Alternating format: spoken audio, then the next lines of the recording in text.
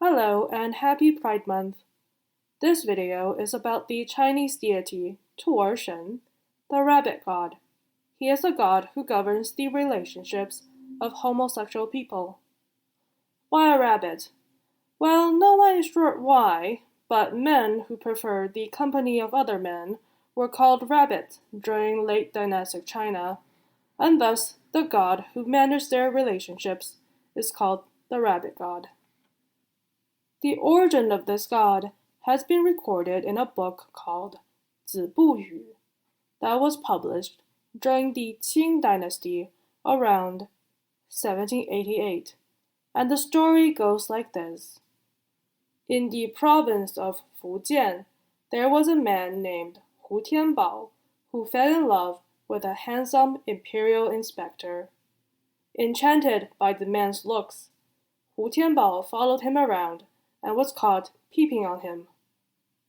Once he was caught, he apologized and confessed his love to the imperial inspector, which only angered the man further, and he was sentenced to death. A month after his death, Hu Tianbao appeared in a dream to one of his neighbors and said that, since he had not committed a crime out of malice, but rather a lapse of judgment brought on by infatuation, the underworld gods took pity on him and appointed him to the position of the god of homosexual affairs.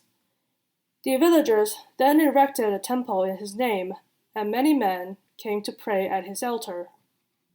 Some believe that the reason the cult of Tu'er Shen was very popular in the Fujian region was to do with a local custom called 契兄弟, which could be translated to something like sworn brothers or blood brothers, which by the late Ming dynasty took on the meaning of a male marriage, wherein the older man in the relationship would adopt the younger man into his family and become his 契兄, and the younger man will become the 契弟.